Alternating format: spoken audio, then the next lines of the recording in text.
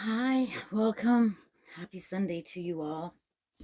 Thanks for stepping in and having a peek, seeing what I'm talking about today. Maybe leave a like or a comment, and then that way I can make this stuff more interesting and, well, more interesting for both of us, you and me. I'd like that. So, Danielle Smith. Smith. Let's go back to November of 2022. Her speech, the newly sworn in speech from Smith. That's wonderful. She was filled with so much promise, so many lies. Her flowery, sugary speech. You know, nothing in her campaign did she do. In fact, it was quite the opposite. But I remember thinking after hearing that speech in 2022 that this was going to be really great for lots of people. People that I love, the seniors in my life, the Age people in my life, neighbors and friends, and just, people. It would be great. Revisiting that speech now leaves a little bitter taste in the back of my throat. And the more I look into it and verified, it was just terrible. It is. It's dismal. So here's a brief summary of that speech from Tuesday, November 29th, 2022. She said, "During the coming months, we will take unprecedented and substantial action to help Albertans and their families." Yeah, she said it. "We will take effective action to assist vulnerable Albertans, seniors, and families with children with the increases of the cost of living." She said that. Did you get any help? No, I don't think I did. Pretty sure. "And we will be taking active steps to defend and promote our province's prosperity and constitutional jurisdiction." Now, those words, particularly those words, that paragraph, those are the words of Jeffrey Routh, Jonathan Baines, and Mitch Sylvester. Those were let's get the separatists in there. And of course, us regular Albertans thought, hey, that's a pretty good deal. That sounds good. Let's do that. Okay. But nowhere in her full speech from that day does it mention that she was going to trash healthcare, cut mental health. That ended up in some really bad stuff. I'm not going to say it on here, but some really bad stuff happened when she cut mental health. The Dynalife fiasco, that cost us millions. What was that about? Why? I still don't get that one. I'll have to really look at it if I feel like it. She never mentioned an Alberta police force and getting rid of our CNP. She never mentioned that. She never mentioned getting rid of Canada Pension Plan and starting her own pension plan, which she could have done at any time. She could still start an Alberta pension plan, and you can either opt in or not. She could do that. She could do that starting on Monday morning. But she did. Her plan was to cut CPP altogether, take billions of dollars from the federal government that she feels that she owes. Anyway, that's not the thing. People like their pension the way it is, and if they want additional pensions, which many people do, they have all kinds of money stashed away in various little accounts. So when they retire, they have, a good monthly amount to play with. That's normal. Okay. She never mentioned she was going to start banning books in schools or libraries, which is happening. And she never mentioned she was going to be vilifying people in the LGBTQ community, especially the kids, taking away their right to their own bodies and, the family, their parents, and or the doctors that take care of these kids in those circumstances. Never mentioned that. She never mentioned she was going to take away their right to their preferred name. Yep. She took away their right to be called whatever they want. Right, Marlena? Your preferred name is Danielle. Hmm. And somebody else's preferred name, you took that right away. Okay. Nowhere did it say, let's mine for coal on the eastern slopes of the Rockies. She didn't say that. She said quite the opposite, that she was against that. Now she's for it. Because nothing like driving to the mountains and looking at a whole pile of black mess. You want a whole pile of black mess? Go over to Genesee. Drive through there. It's interesting, but it's a black mess. Okay. Nowhere did it say she was going to push through data centers in rural areas to the people who don't know what data centers are, don't know what they do, don't know what the impact is going to be on their farms, and no one seems to know what the benefits are for Albertans. I don't know. Not like she's saying it's going to be a great thing, and I can't see any benefit. I can't see any benefit. I have notes today. The part where she says she's going to stand up for freedom of speech, religion, and equality for First Nations, Métis, and Inuit peoples. Really? She said that in her speech. She's going to be a voice. Has she? I don't think she has. I live very close to the res, and I know some people, nice people, wonderful people, and we talk, and no one seems to think that she's done a damn thing, which is typical, right, Marlena?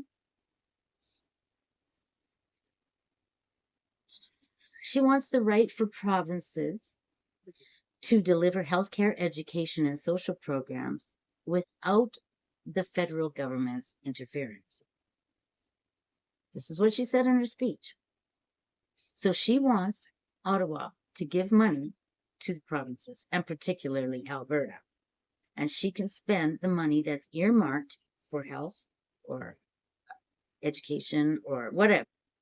She wants to use that earmarked money for whatever the hell she wants. And she's done it. Yep. She took money from the feds over the last 3 years, and she's done who knows what with it.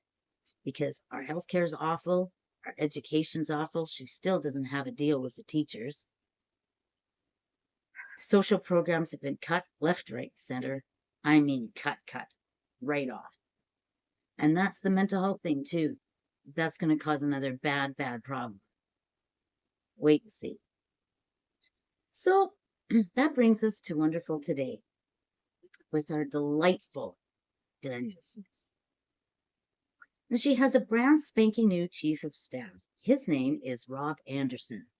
He calls himself Free Alberta Rob on the Twitter. He was outcast from politics for insinuating and spewing some very, very bad things. And he was called out on it and sued, I believe. Defamation of character. It was very bad stuff. He accused a person of doing the things that Looney the Tick was doing next door. Yep. In those files, yep. Freedom Rob, accused people of that. Yep, he did. And all of a sudden, presto, he is Danielle Smith's right-hand man. How? How does that happen? Why would you choose somebody like that? It makes no sense to me. And then we have Mitch Sylvester, who is a racist, and he's said things openly to make that a thing. He is, in fact, a racist. And we have Jonathan Baines, the author of Masters of Chaos, a book that must be read. He's also an American. Yep, he's an American. He has an office in Calgary, though, so it's pretty close to Danielle. Yeah, pretty close to Danielle. And we have Jeffrey Rath, the disgraced lawyer. He was, what was it? He was he was going to charge the government for murder over the COVID vaccine. Yeah, he wanted to spearhead that. Anyway, the COVID vaccine and the COVID stuff was a few years back. We learned a bunch of stuff. In retrospect, we did things a little overboard, which is fine. Better to err on the side of caution. Why not? We learned, and we know. We also know who's not going to get a vaccine for the next pandemic. We know that. And then we have Cameron Davies. He's the U.S. Marine, and he has somehow a dual citizenship. Now, the lunatic next door said something that he doesn't want anybody to have dual citizenship.